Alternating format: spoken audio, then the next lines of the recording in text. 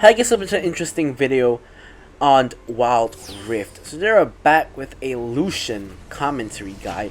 Now, Lucian's High Noon skin has just dropped, and I have actually picked up the Lucian High Noon skin. But, for some reason, I've decided to play one last game in Ranked in Lucian's default skin. Now, why have I decided not to apply the skin and play in Lucian's default skin? I myself have completely no idea. So, I guess we're just gonna have one last game of the default skin Lucian before you guys will see me using High Noon Lucian all the time. So, of course, Lucian and his items, most notably, did get nerfed over the past couple of patches. Lucian got some of his nerfs reverted in the latest patch. Now, why do I think of him? He's definitely not overpowered like how he once was.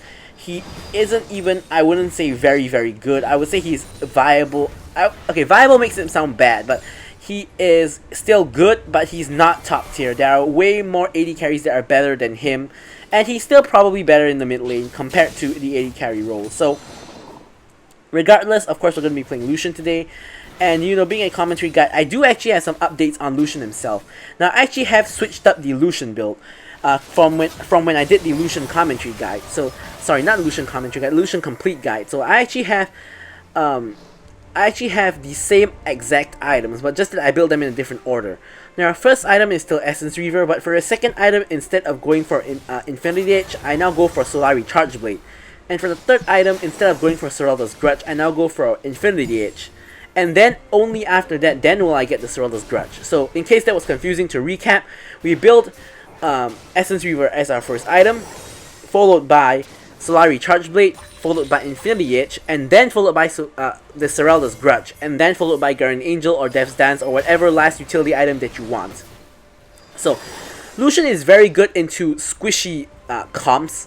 You see that the team that we're up against a Varus, Corki, a Annie, and as well as a Seraphine, and all of which are relatively squishy. So this is a very good match for Lucian to draft Lucian into. Tryndamere not really squishy, but it's fine.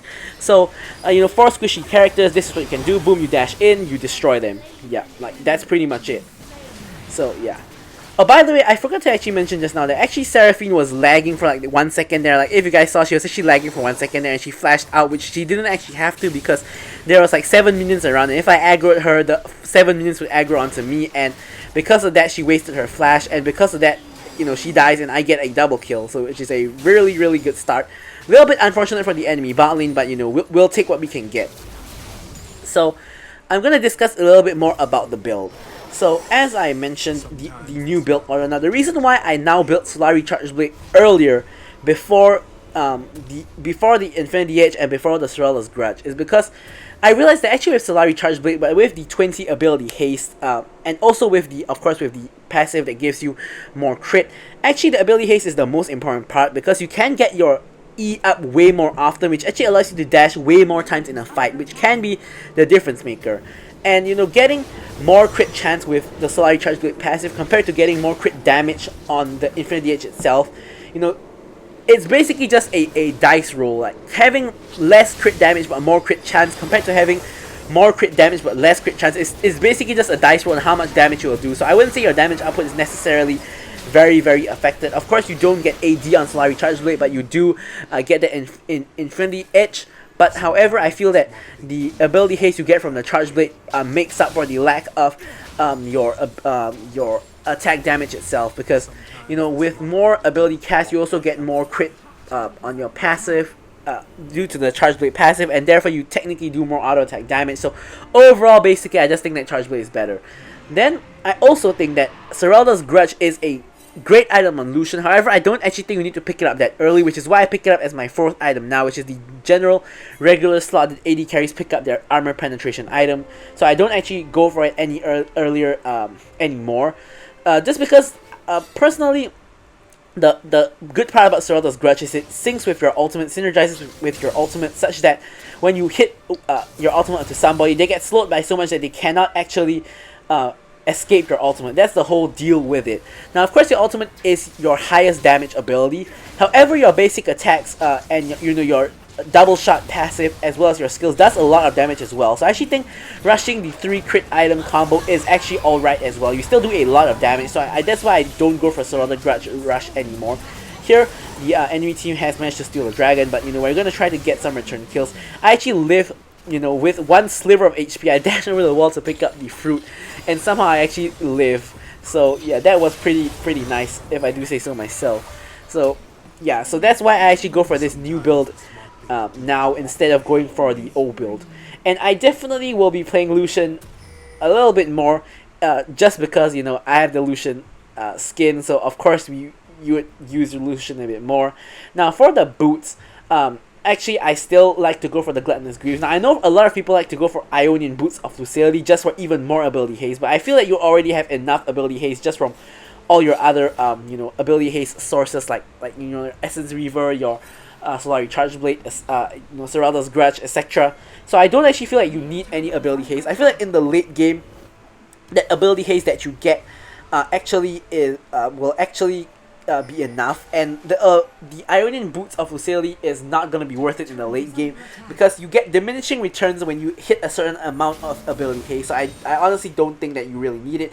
Now, if you guys saw what I just did there, that's a little trick you can do on Lucian. If an enemy places a ward, you can actually auto attack, dash auto attack to instantly clear the ward without having to use Sweeper. Now, no other AD carry can do this because when you auto attack twice, the ward would already disappear out of vision, so you can't actually clear the ward. But with Lucian, you can't actually do this trick.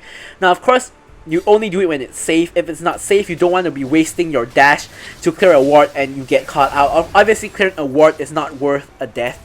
That's relatively obvious. So, but that is something you can do if it is safe to do so, like what you guys just saw there. So, yeah, Lucian honestly still pretty good. He's not OP, but he's still pretty good. So I do really enjoy playing Lucian. In case you guys didn't know, my 2 favorite AD carries, not taking into account what is meta and what is good at the moment, is Lucian and Jhin.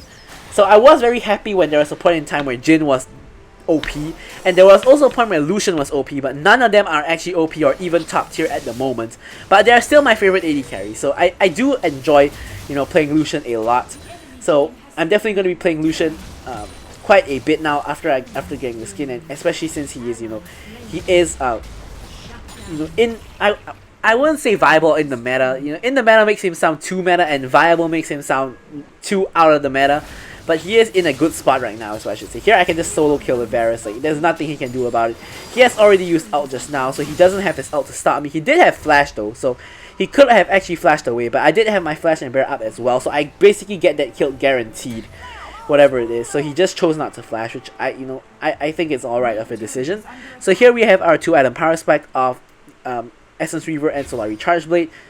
So Solari Charge Blade passive giving you 75% crit chance, also synergizes with the Essence Reaver, which of course scales with your crit chance, so that is also another thing. So now we have gotten the bot lane tower, so we're just going to rotate mid to actually try to get the mid lane tower here. Ziggs, of course, is a very fast tower pusher, and he can't really defend the tower too well, so me and Ziggs are just going to force it down. With Ziggs' bomb like that, we can easily get the mid lane tower. Unfortunately for the enemy bot lane, they do decide to actually push up when we can actually rotate easily back down to bot lane and just destroy them. So here, Nami with it out zones Varus away from that direction, so he has to flash over the wall right into me. So he does get his ultimate off, but I do just too much damage for him. Seraphine manages to escape. For all I know, she could have been in that other bush there, but I don't actually manage to find her, so we don't actually manage to pick up the kill on the Seraphine. But either way, we are 6-0-1 at the moment, so we're really in a very strong spot. So here, I have 2 items already. I am in a very strong spot. I am very fat, so I'm just going to pick up the red buff. Camille isn't going to try to smite it away from me or anything, so this is a really good jungler who actually does give away the buffs. So she is 0, 3, and 2, so definitely red buff is more useful on me than her. So nice to know that she does recognize that as well. So she did give me the red buff. Now here, we don't really want to straight up start dragon, but it turns out the enemy team doesn't even want to walk into the general area, so we're just gonna rush down the dragon. Tryndamere, who is the jungler, is in the area already, so I'm just standing between the Tryndamere and the jungle. So here, of course, I feel we're under threat, so I actually press the dragon button and I managed to secure the dragon for my team. Tryndamere dies to Camille, and I flash onto Corki for the shutdown. Of course, kiting back with my ultimate as well, getting a lot of the ultimate on Seraphine as well. Using my passive, I use it to destroy the enemy team. I get a quadra kill. If I got the last hit on the Tryndamere instead of the Camille getting it, that would have been a pentakill, so that was a little bit unfortunate there, but you know, can't be too upset about it, especially when I can recall and get an entire Infinity Edge just straight up, you know, just from that quadra kill. So, Lucian's boot item enchants, as I said, I normally go for Proto Belt, but you can also go for Stasis and Quicksilver. In this particular game, I actually go for Quicksilver because there are a lot of things that you can actually Quicksilver, and it could actually save my life at a lot of times. For example, Vera's ultimate can be Quicksilvered, Seraphine's root, Seraphine's charm, Annie's passive stun, and even Tryndamere's mocking shout if you really need to. So there are way too many things that can be QSS for you to not get it. There's so much value from getting QSS in this game. We easily get another triple kill, by the way.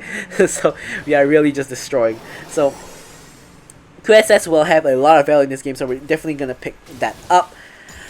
You know, if you get CC'd, perma CC'd, you can get easily bursted. So it really is a lot of value from the QSS. You know, imagine Varus roots you and just arrows you and you're dead. Annie ults you and full combos you, you're dead. So many ways to die from the CC. So definitely want to pick up the QSS. Now another point of discussion that I would like to bring up is the spells. On Lucian, I always take Barrier and I never actually take heal. Now the reason I like to take Barrier is because I'm always like dashing in. Because to play Lucian right, you actually have to dash in. Like, you don't have a choice. To maximize Lucian's damage output, you have to dash in. If you're not dashing in and you're only dashing like away when you're under threat, you're not using Lucian correctly. When I say dash in, I mean using our dash offensively. You don't necessarily have to dash straight into the enemy's face, but you have to use your dash to proc your passive. So dashing sideways, dashing diagonal, you know, whatever it is, you have to use your dash to proc your passive to get more damage. Yeah.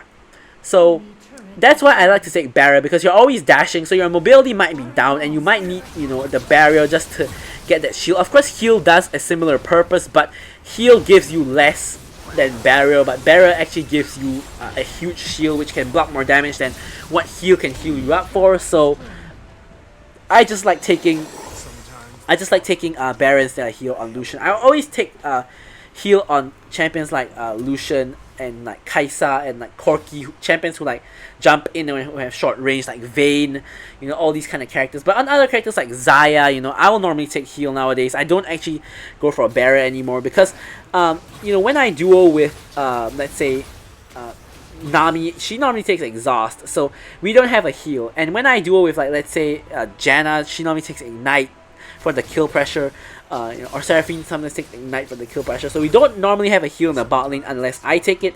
So I do actually take bot lane for the team. Heal. I do actually take heal for the team if I'm playing an ADC that's not like super short range that jumps in kind of ADC. So yeah. Alright, so at this point in time, we have, you know, all our items and our QSS as well, except for the Guardian Angel. So at this point in time, we're basically at like full strength already. Technically not full strength because we don't have our last item, but you get the point. We're so strong. Now just look at our goal. We have 14k gold, and like even on our team, like the closest is like 10k gold. On the enemy team, the closest is Corki with the 10k gold. Other than Corki, everybody else is like far away. I'm like double the goal of like Varus, so there really is like, you know, no competition here. I'm like double the goal of Varus here. Ziggs actually just ults to secure the Baron. I actually secured the Baron. He was obviously not confident in the Camille's skills. Neither am I, for the record, because she didn't manage to actually smite the dragon that I secured. So I actually secured 2 objectives for the team somehow, which is pretty funny, because it shows that our Camille isn't really, you know, doing the best. But of course, we do what we always do, which is to carry our team. Here we burst the dragon before Tryndamere shows up. You know, I'm so fed at this point in time. I'm waiting, of course, for the enemy to use their spells. I just flash myself straight into the fray, and you know, I ult, slow the Annie and kill the Annie as well. You know, I pretty much one-shot the Tryndamere right there. Like the passive double auto just pretty much one-shot him. So the enemy team really has no shot at this point in time. We basically can just finish the game here. Of course, putting down a ward to increase the vision score. You know, why not? Corki dashes in. You know, I was ending the game, but you know, if you want to give me a free kill, I'll take it. Might as well inflate the stats. So, you know, Lucian still, you know, still pretty good, still worth playing. So with that, we've come to the end of the game and the video as well. I'll leave you guys with the stats as usual. You know, Ziggs barely outdamaged me, so thank you guys for watching the video, and goodbye.